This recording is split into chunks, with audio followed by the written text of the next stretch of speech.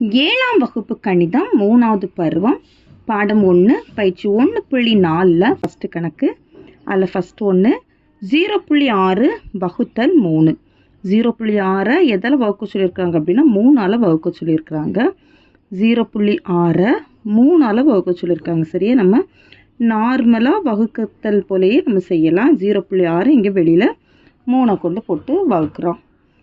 இப்போ 0 வகுக்க முடியாது. அப்போ அந்த 0 என்ன செய்யணும்னா அப்படியே தூக்கி போட்டுருங்க. அந்த தசமத்தையும் எழுதிருங்க. 6. சரியா, 6ல் எத்தனை தடவை 3 வரும்? 2 3 6, 2 3 6, 0. அப்போ இதுக்கு ஆன்சர் என்ன? 0.2. 0.2. அடுத்து செகண்டு 0.90 வகுத்தல் 5. 0.90 5ஆல் வகுக்கிறோம். சரியா, இப்போ தசமம் இந்த 0 அப்படி தசமத்தை தூக்கி அப்படியே மேலே போட்டுருங்க. 9 எத்தனை தடவை 5 வரும்? 1 5 5, மீதி 4. அடுத்து அந்த 0 கீழே இறக்குறோம்.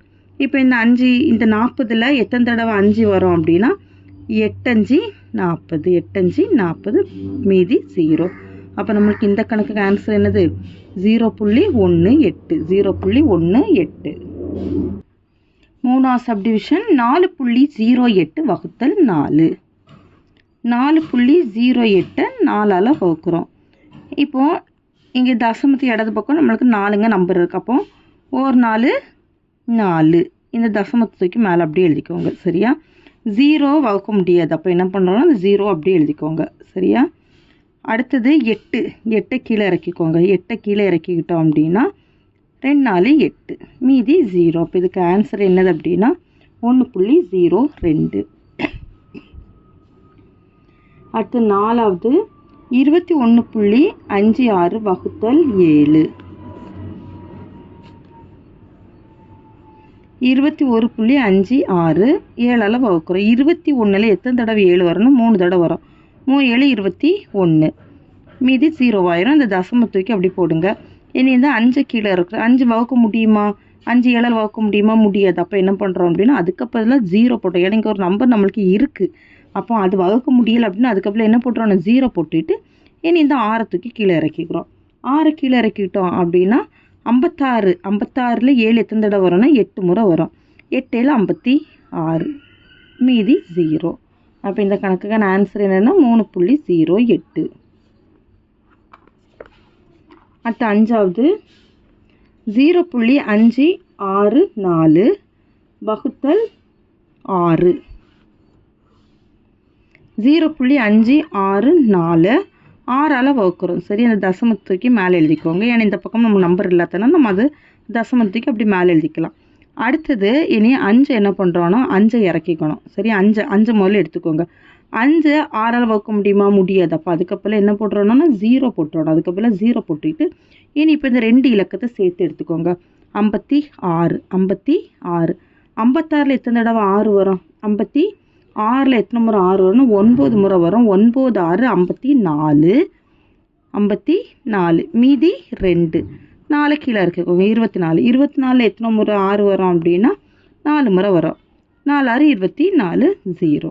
ஆன்சரு இங்கே ஒரு 0 போட்டுக்கோங்க. 0.094. 0.094. அடுத்தது 6வது 41.36 வகுத்தல் 4.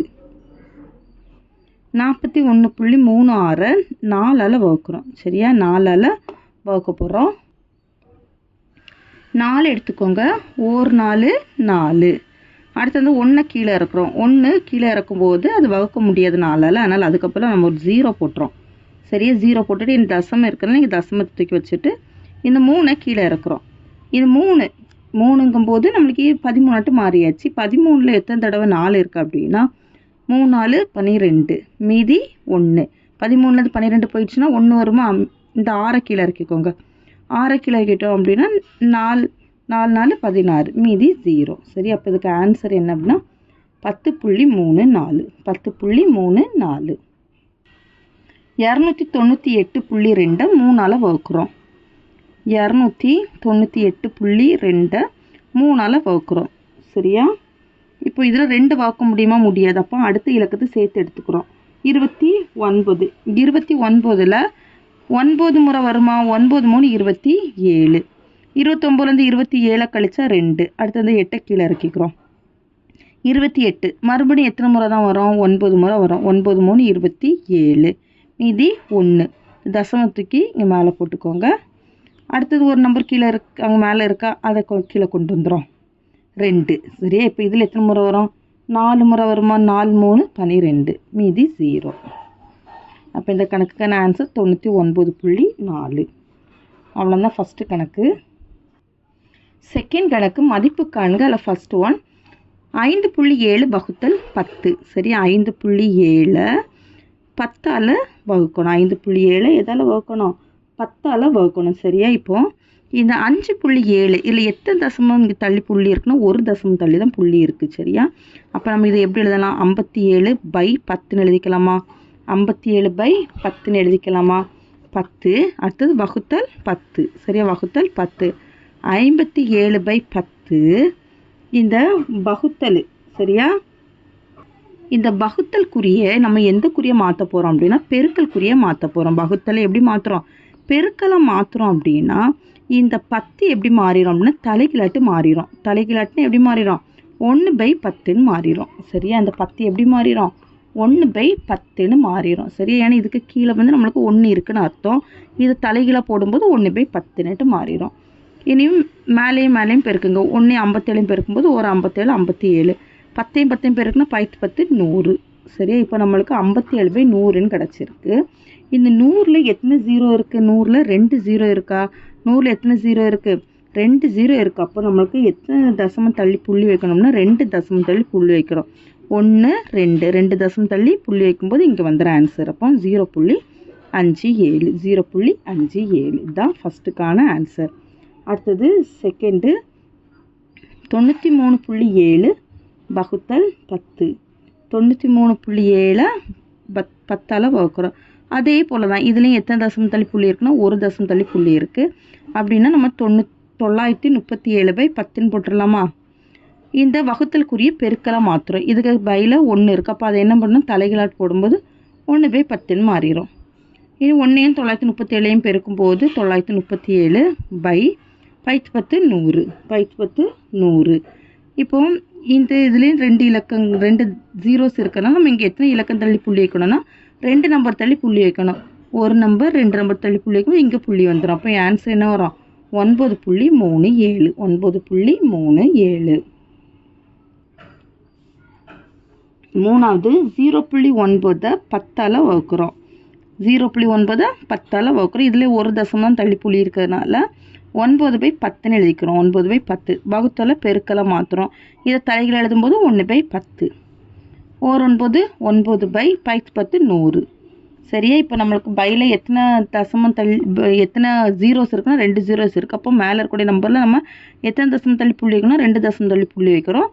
ஒரு தசமத்துக்கு நம்மளுக்கு நம்பர் இருக்குது. இன்னொரு தசமத்துக்கு நம்பர் இருக்கா? இல்லை. அப்போ அதுக்கப்புறம் என்ன போட்டுறணும்? 0 போட்டுட்டு இங்கே ஒரு புள்ளி வச்சிடணும். சரி? அப்போ ஆன்சர் 0.09. இங்கே ஒரு 0 போட்டுடலாம். ஏன்னா இதுக்கு அப்புறம் இருக்குது 0 போட்டால் அதுக்கு நம்ம மதிப்பு வேல்யூ கிடையாது. இப்போ ஆன்சர் என்னென்னு பார்த்தீங்கன்னா 0.09.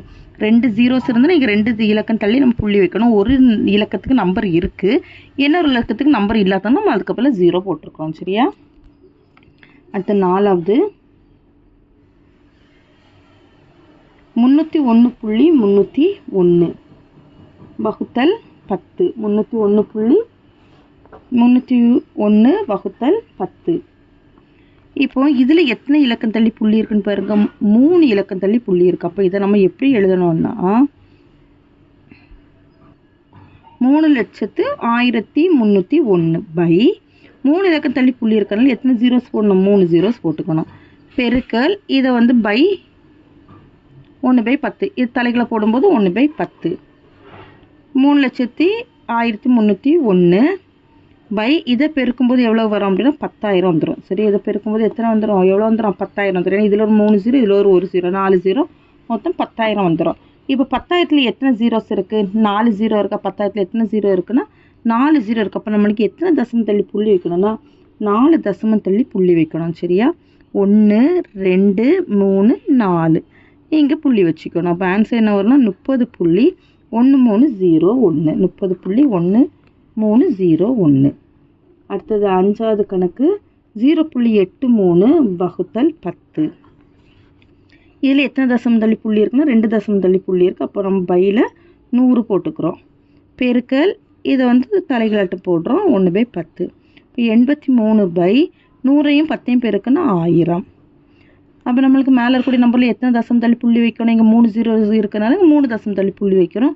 1 2 3வது நம்பர் இல்லை, அப்போ அதுக்கப்புறம் 0 போட்டுக்கிறோம். சரி, அப்போ ஆன்சர் என்ன வரும்?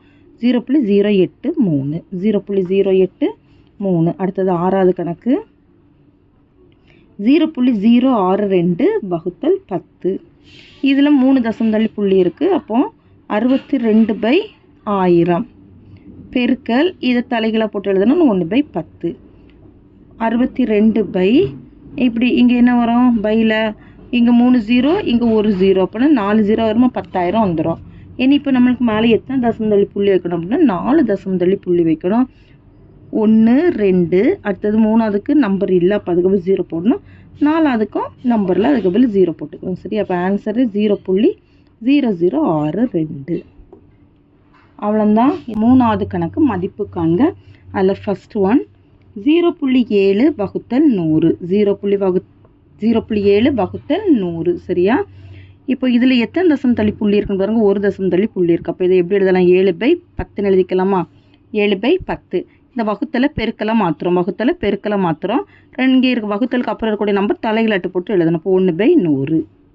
7 7/100 10 பெருக்கணும் 1000. 100 10 பெருக்கும்போது 1000.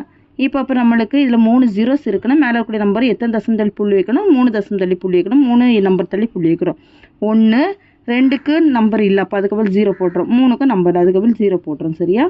0.007 இதுதான் ஆன்சர். அடுத்து செகண்டு 3.8 வகுத்தல் 100. இதுலேயும் 1 தசம தள்ளி புள்ளி இருக்குது. அப்போ 38/10 வகுத்தல் 100. 38/10 இந்த வகுத்தலை பெருக்கெல்லாம் மாற்றுறோம். மாற்றும்போது தலைகளாட்டு மாறும் 1/100. 1 38 பெருக்கும்போது 1 38 38/10 100 பெருக்குன்னா 1000. இதுலேயும் 3 0s இருக்குது. அப்போ 3 0ன்னா இங்கே எத்தனை தசம தள்ளி புள்ளி வைக்கணும்? 3 தசம தள்ளி புள்ளி வைக்கிறோம். 3 இலக்கங்கள் தள்ளி புள்ளி வைக்கிறோம். 1 2 3வதுக்கு நம்பர் இல்லை, அப்போ அதுக்கப்புறம் 0 போட்டுக்கிறோம். இங்கே ஒரு 0 போட்டுக்கோங்க. 0.038. 3வது கணக்கு 49.3 வகுத்தல் 100. இதுலேயும் ஒரு நம்பர் தள்ளி புள்ளி இருக்கிறதுனால நம்ம பையில் 10 போட்டுக்கணும். அப்போ இது நம்மளுக்கு எப்படி மாறிடும்னா 493 மாறிடும். பெருக்கல் இதை வந்து பெருக்கல் போட்டால் இதை வந்து தலைகள் எழுதணுமா 1/100. இப்போ 493/1000. இங்கே வந்து 3 0s இருக்கிறனால இங்கே 3 இலக்கம் தள்ளி புள்ளி வைக்கிறோம். 1 2 3 தசமம் இங்கே வந்துடும். 0.493. இதுதான் இந்த கணக்குக்கான ஆன்சர். அடுத்தது 4வது கணக்கு 463.85 வகுத்தல் 100.